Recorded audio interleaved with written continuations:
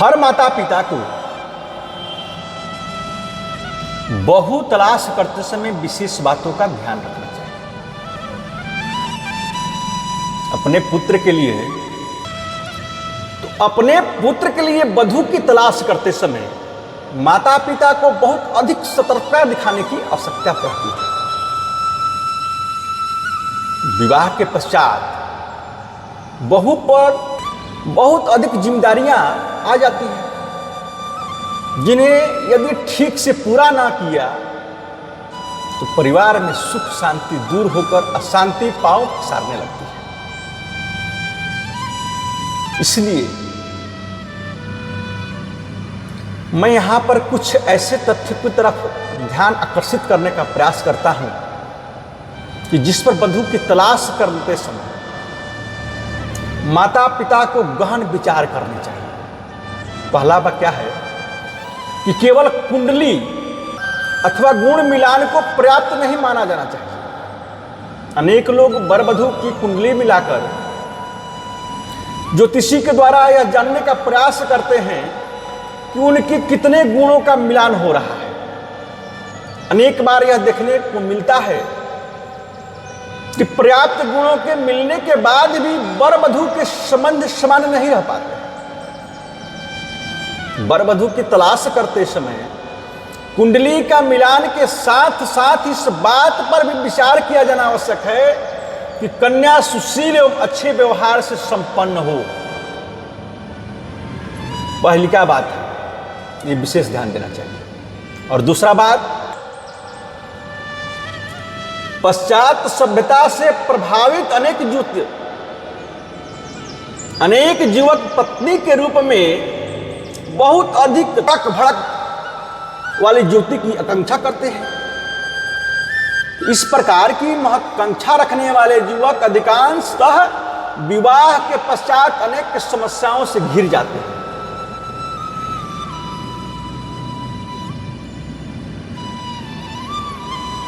जो ज्योति स्वयं की तड़क भड़क पर अधिक ध्यान देती है, वह अक्सर ही परिवार में ठीक प्रकार से व्यवहार करने में असफल रहती है। दूसरी बात, तीसरा बात क्या है कि ऐसी कन्या की परिकल्पना बहुत श्रेष्ठ है जिसके अंतर्गत विवाह के पश्चात वधू पूरे घर को अपने साथ लेकर चल पाए। सास ससुर का सम्मान हो तथा परिवार के समस्त सदस्यों के साथ अच्छा व्यवहार हो। परिवार का मान सम्मान एवं गरिमा बड़े इन सब में योगदान करने वाली कन्या बहू के रूप में श्रेष्ठ मानी गई है। ये तीसरा है। चौथा क्या है कि आजकल विवाह के बाद अनेक प्रकार की समस्याएं उत्पन्न हो जाती हैं। कारण यह है कि वर्तमान में सभी की अभिलाषाएं एवं आकांक्षाएं काफी बढ़ी हुई रहती हैं। इस कारण आर्थिक तथा अन्य प्रकार की समस्याएं उत्पन्न होने में विलंब नहीं होती है। और इस स्थिति में यह आवश्यक है कि ऐसी कन्या को वधू के रूप में स्वीकार किया जाए जिसे भरपूर धैर्य एवं संयम हो एवं जो विपरीत परिस्थितियों में भी पति के साथ मिलकर किसी भी स्थिति का सामना कर सके। चौथा, पांचवा क्या है कि शिक्षित एवं सुशील कन्या आदर्श बहू हो सकती है। शिक्षा होना आवश्यक है। शिक्षा के साथ संस्कार का भी होना आवश्यक है। शिक्षा हो और पश्चिमी सभ्यता हो, संस्कार हो ही नहीं, तो शिक्षा का महत्व बहुत अधिक है। शिक्षित युवती अपने संयम को बनाकर किसी भी कठिन से कठिन समस्याओं का सामना करने में सफल रहती है। परिवार के सफल संचालन में भी शिक्षा का बहुत अधिक महत्व देखा गया है। तो शिक्षा के साथ साथ यह भी देखना होगा कि वह पूरे परिवार को साथ ठीक से तालमेल बैठा सके। विवाह संस्कार प्राचीन काल से लेकर वर्तमान तक सबसे महत्वपूर्ण संस्कार माना गया है। यह एकमात्र ऐसा संस्कार है जिसे समाज के समस्त वर्गों द्वारा पूर्ण विधि विधान के साथ तथा अनुष्ठान के साथ संपन्न किया जाता है। और विद्वानों का मत भी है कि विवाह से पूर्व स्त्री एवं पुरुष अपूर्व माने जाते हैं और विवाह संस्कार दोनों को पूर्णता प्रदान करता है। विवाह के माध्यम से ही इस पुरुष प्रधान समाज में स्त्री को पुरुष के समकक्ष स्थान प्राप्त होता है। इसलिए विवाह के पश्चात पत्नी को पुरुष की अर्धांगिनी कहा गया है। विवाह संस्कार के माध्यम से ही स्त्री पुरुष के संबंध को सामाजिक स्वीकृति प्राप्त होती है और इसी के पश्चात उसके गृहस्थ जीवन का मार्ग प्रशस्त होता है। स्त्रियों के लिए विवाह का बहुत अधिक महत्व माना गया है।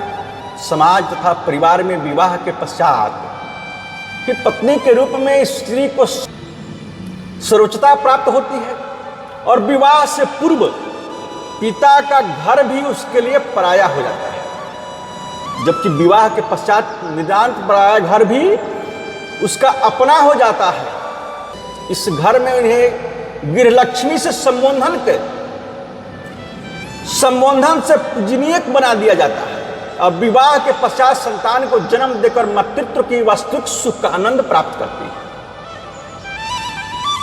पुत्र संतान को जन्म देकर वंश वृद्धि में अपना महत्वपूर्ण योगदान देकर गर्व से अभिभूत हो उठती है। माता के स्वरूप से बढ़कर अन्य कोई स्वरूप देखने में नहीं आता है। अनेक दृष्टियों में पुरुषों की अपेक्षा स्त्रियों को विवाह संस्कार के पश्चात अधिक सम्मानीय तथा गर्व की अनुभूति करने का अवसर प्राप्त होता है। किसी भी धार्मिक अनुष्ठान में पति के साथ पत्नी का होना आवश्यक माना गया है। पत्नी की अनुपस्थिति में धार्मिक अनुष्ठान को संपन्न नहीं माना जाता है। राम के द्वारा किए जाने वाले अश्वमेध यज्ञ के समय पत्नी के महत्व को विशेष रूप से रेखांकित किया गया है। जब अश्वमेध यज्ञ का आयोजन किया जा रहा था तब माता सीता को राजमहल से निष्कासित करके वन में छोड़ दिया गया था। इसीलिए माता सीता की अनुपस्थिति में उनकी स्वयं प्रतिमा बनाकर पत्नी के रूप में मर्यादा पुरुषोत्तम राम के साथ स्थापित की गई, तब जाकर यज्ञ संपन्न हुआ। इसलिए माता सीता की अनुपस्थिति में उनकी स्वर्ण प्रतिमा बनाकर के पत्नी के रूप में मर्यादा पुरुषोत्तम राम के साथ स्थापित की गई, तब जाकर यज्ञ संपन्न हुआ। पत्नी की सर्वोच्चता को सभी वर्गों द्वारा स्वीकार किया गया है। आज भी पत्नी के महत्व और सम्मान में किसी प्रकार का परिवर्तन देखने को नहीं मिलता है। विवाह संस्कार के पश्चात पत्नी के रूप में स्त्री के आत्मिक बल एवं ओज से निरंतर वृद्धि होती है। यह बल उसे चारित्रिक पवित्रता तथा पतिव्रत धर्म के पालन के द्वारा ही प्राप्त होता है। यही कारण है कि अनेक प्रकार की पारिवारिक समस्याओं तथा विपदाओं के समय पत्नी पति के साथ खड़ी रहती है। संकट के समय स्त्री कभी अपने परिवार तथा पति को अकेला नहीं छोड़ती। जिस स्त्री में चारित्रिक दृष्टता एवं पवित्रता नहीं होती, जो पतिव्रत धर्म का पालन नहीं करती, उसमें किसी प्रकार का बल उत्पन्न नहीं होता है। प्राय ऐसे स्त्रियां संकट के समय अथवा अपने स्वार्थ के वशीभूत होकर परिवार तथा पति सभी को छोड़कर अन्यत्र चली जाती है तथा एकांकी जीवन व्यतीत करने को अभिशप्त होती है। विवाह के समय अग्नि के समक्ष लिए जाने वाले 7 फेरे 7 जन्मों के प्रतीक माने जाते हैं। 7 फेरे के रूप में विचार किया जाता है कि पति पत्नी का यह संबंध 7 जन्मों तक बना रहे, और इसका व्यवहारिक पक्ष यही होता है कि कम से कम इस जन्म में तो यह विवाह बंधन अटूट ही बना रहे। पति पत्नी के अटूट संबंध परिवार, देश, समाज की उन्नति के लिए आवश्यक माने गए हैं। जहां परिवार जल्दी टूटते हैं, पति पत्नी के मध्य हर समय कलह होती हो, जहां पति पत्नी में विवाह विच्छेद अधिक होते हैं, उन परिवारों के बच्चे पर अत्यंत घातक तथा विपरीत प्रभाव पड़ता है। और इनमें से अनेक बच्चे जुआ होने पर गलत राह पर निकल पड़ते हैं, जहां उनका परिचय अपराध की दुनिया से होता है, और ऐसे तत्व समाज तथा देश को अराजक स्थिति में ले जाने में सक्षम हो जाते हैं। इसीलिए परिवार को सुदृढ़ बनाए रखने के लिए स्त्री की भूमिका को अत्यंत महत्वपूर्ण माना गया है, और परिवार को बांधे रखने की जो शक्ति केवल स्त्री के हाथों में ही देखी जाती है। आमतौर पर विवाह से पूर्व जो है युवती एवं युवक एक दूसरे से अपरिचित ही होते हैं। तो आजकल अवश्य इस स्थिति में कुछ परिवर्तन देखने को आ रहा है, जहां युवक युवती विवाह से पहले एक दूसरे से मिलकर, एक दूसरे को देखकर विवाह के लिए स्वयं को तैयार कर पाते हैं, किंतु पहले ऐसा नहीं था। विवाह से पहले युवक युवती किसी भी स्थिति में एक दूसरे से मिल नहीं पाते थे। पति अपनी पत्नी का मुख विवाह हो जाने के बाद ही देख पाता था, और इस प्रकार के अपरिचित संबंधों को जीवन भर सुदृढ़ बनाने के लिए अग्नि को प्रज्वलित करके समस्त देवों का आशीर्वाद प्राप्त किया जाता है। विवाह संपन्न होने तक समस्त कार्यों को धर्म संपन्न विधि विधान से पूरा किया जाता है। अग्निदेव के सहित समस्त देवों तथा परिवार एवं समाज के बड़े बुजुर्गों के आशीर्वाद से संपन्न विवाह के पश्चात ही पत्नी को धर्म पत्नी का पद प्राप्त होता है। जीवन भर इस पद से उसे कोई भी अलग नहीं कर सकता। विवाह संस्कार के पश्चात पत्नी को जो गरिमा, मान सम्मान प्राप्त होता है, वह पति के द्वारा ही होता है। इसीलिए पत्नी पर पति का यह एक ऐसा ऋण होता है, कोई भी पत्नी ऋण मुक्त नहीं होना चाहेगी।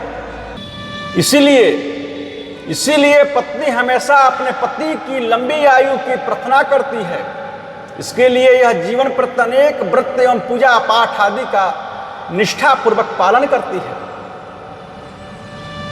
हिंदू समाज में पति की दीर्घायु के लिए किए जाने वाला करवा चौथ का व्रत जो है सर्वज्ञात है। इस व्रत के पत्नी दिन भर निर्जला व्रत रखती है। पति की दीर्घायु के लिए तीज व्रत है, विशेष पूजा अर्चना हो करती है, और रात्रि में चंद्र दर्शन के पश्चात पति के मुख देखकर ही अन्न जल ग्रहण करती है।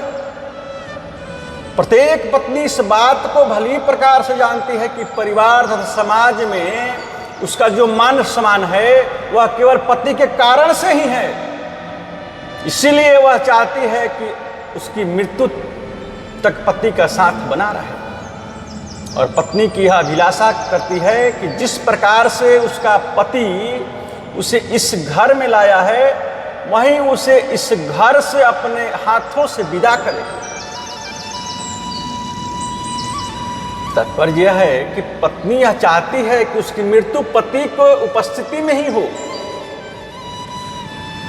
वह सधवा के रूप में स्वर्गलोक को जाना चाहती है। कोई भी स्त्री विधवा के रूप में देह का त्याग नहीं करना चाहती।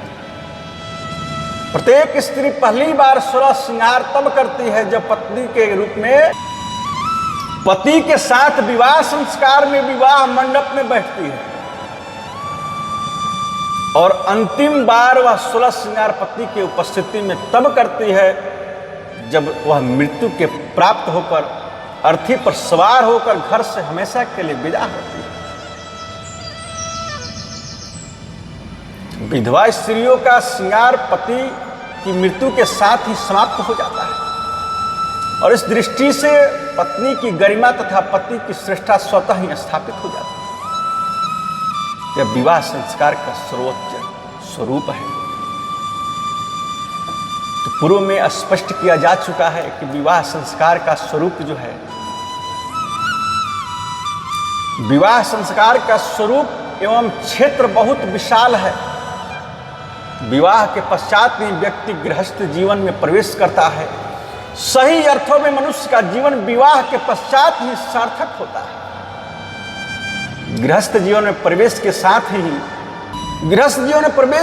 ही पति एवं पत्नी दोनों का अनेक उत्तरदायित्वों के साथ प्रथम बार साक्षात्कार होता है और जीवन में गूढ़ रहस्य सामने आने लगते हैं और अनेक प्रकार की समस्याएं कठोर धरातल पर चलने को विवश कर देती हैं।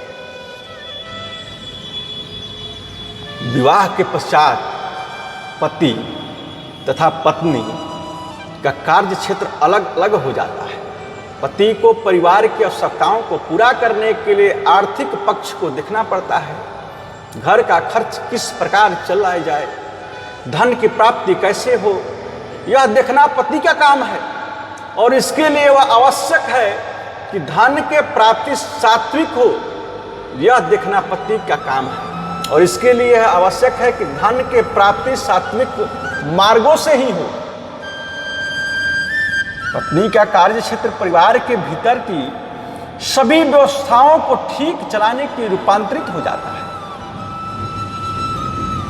स्त्री जितनी दक्षता के साथ अपने दायित्व का निर्वाह करती है और परिवार उतना ही समृद्धि की राह पर चल पड़ता है।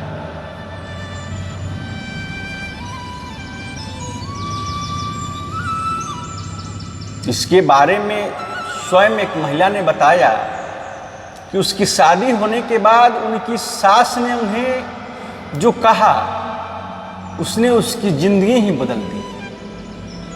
शादी के 4-6 दिन के बाद जब अधिकांश मेहमान चले गए, सभी कुछ व्यवस्थित हो गया, तो शाम को उस स्त्री की सास ने उस स्त्री से पति को अपने कमरे में बुलाया। पति द्वारा मालूम चल चुका था कि उसके पिता का देहांत बहुत पहले हो गया था। पिता के बाद मां ने ही समस्त दायित्वों का निर्वाह करके सबको युग बनाया था। वह स्त्री पति के साथ जो है अपने सास के पास बैठ गई। उन्होंने उसके सिर पर स्नेह से हाथ फेरा और फिर बोली कि मैं एक एक बात तुम दोनों को कहना चाहती हूँ। पहले मैं तुम्हें कहती हूँ कि अब तुम्हारा पति जितना पैसा कमाकर तुम्हारे हाथ में दे, उसी में गुजारा करने की आदत डालना। कभी भी पति का अनावश्यक रूप से और अधिक पैसा देने के लिए दबाव मत बनाना। पति द्वारा दिए गए पैसों में घर को कैसे चलाना है, यह तुम्हारी कुशलता भी है तथा परीक्षा भी है। इसमें कभी फेल मत होना। उस स्त्री की सास बताए। फिर अपने बेटे अर्थात तरफ उन्मुख हुई और कहा कि अब घर की सारी व्यवस्था चलाना तेरी पत्नी का काम है, इसलिए घर के कामों में कभी दखल मत देना और न विरोध करना। अगर कभी खाने में सब्जी के स्थान पर नमक प्याज भी मिल जाए तो उसे भी आनंद से खाना। कभी पत्नी पर खाने के लेकर चिखना चिल्लाना मत। घर कैसे चलता है यह देखना पत्नी का काम है और उसे अपना काम ठीक से करने देना। कभी क्रोध में अथवा उत्तेजना में मत आना। फिर वे अपने बेटा और पतोह से बोली कि एक बात तुम दोनों को कहती हूं कि जीवन में अनेक उतार चढ़ाव आते रहेंगे, अनेक समस्याएं आते रहेगी। उन सब का मिलकर सामना करना। कभी भूल कर भी अपनी किसी परेशानी अथवा समस्या के बारे में अपने किसी परिचित अथवा संबंधी से चर्चा मत करना। एक साथ मिलकर चलोगे तो समस्याएं शीघ्र ही समाप्त होकर हंसी खुशी के दिन लौट आएंगे। मेरी इस बात को गांठ बांधकर रखोगे तो जीवन पर्यंत कभी परेशानियां का सामना नहीं करना पड़ेगा। उस सास द्वारा कही गई 3 बातें उस स्त्री पुरुष को जीवन को बदल दिया। यह दुख की बात है कि शादी के बाद शीघ्र ही उसकी मृत्यु हो गई, किंतु जीवन भर उसकी 3 बातों को हमेशा याद रखा। उनके बीच में छोटे मोटे विवाद तो कई बार उठे, किंतु कभी भी उनकी ऊंची आवाज को पड़ोसियों तक सुनाई नहीं दिया। अनेकों समस्याएं आई, परेशानियां उत्पन्न हुई, किंतु उन्होंने धैर्य और संयम के साथ मिलकर उसका सामना किया। अंततः अच्छे दिन फिर लौट आए। तो पति पत्नी के संबंध बहुत अद्भुत होते हैं और उनके पास जीवन भर साथ रहने के अतिरिक्त अन्य कोई विकल्प नहीं होता है। एक साथ रहते हुए वे अनेक बार झगड़ते हैं, प्यार करते हैं, रुठते हैं, मनाते हैं।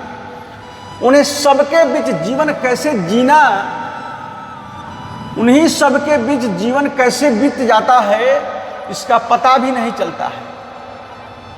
एक दंपति ने अपने विवाह की 25वीं वर्षगांठ पर विशेष आयोजन किया। तब इस पत्नी ने अपनी सहेलियों से कहा कि आज हम शादी के 25वां सालगिरह मना रहे हैं, किंतु मुझे विश्वास नहीं हो रहा कि हमारी शादी को 25 साल हो गए। मैं तो आज भी ऐसा महसूस करती हूं कि जैसे हमारी शादी को कुछ ही दिन बीते हैं। तो पारिवारिक जीवन में प्रत्येक व्यक्ति के अनेक व्यक्तियों के साथ संबंध बनते हैं। इसमें कुछ हमारे मित्र होते हैं, कुछ संबंधी होते हैं, कुछ के साथ व्यवसायिक संबंध होते हैं, तो कुछ के ऊंची स्थिति वाले लोग होते हैं। तो इनसे जब तक संबंध ठीक चलते हैं तब तक हम विचार करते हैं कि यह संबंध कभी टूटे नहीं, जीवन भर संबंध बने रहें, किंतु ऐसा होता नहीं है। कभी भी किसी के बात को लेकर संबंध में तनाव उत्पन्न होने लगता है और फिर एक दिन पल भर में संबंध समाप्त हो जाते हैं। अनेक अवसरों पर किसी बात को लेकर 2 सगे भाई एक दूसरे से बात नहीं करते हैं, सगे बहनें एक दूसरे का मुख देखना नहीं चाहती। दोस्त किस बात को लेकर कब दुश्मन बन जाए इसका पता नहीं चलता है। तो छोटा संबंध मोटाव संबंधों को तुरंत समाप्त कर डालता है। इन सबके विपरीत पति पत्नी के संबंध अनेक प्रकार के तनाव उत्पन्न होने के बाद भी नहीं टूटते। शरीर से प्राण अलग हो जाते हैं, किंतु संबंध जो है तब तक भी बने रहते हैं। ऐसा क्यों होता है? इस पर विचार किया जाना चाहिए। कहीं कहीं पति पत्नी के संबंध भी जल्दी जल्दी टूट जाते हैं। जीवन भर साथ निभाने के शपथ लेने वाले पति पत्नी एक दूसरे को बर्बाद करने पर उतारू हो जाते हैं। ऐसा क्यों होता है? इस पर भी विचार किया जाना आवश्यक है। विवाह संस्कार की मूल भावना यही है कि पति पत्नी जीवन भर प्रेम तथा सुख से रहे और बिना प्रेम के सुख का कोई मूल्य नहीं है। इस चैनल को देख रहे हैं तो लाइक, सब्सक्राइब, कमेंट, शेयर जरूर करें। जय सीताराम।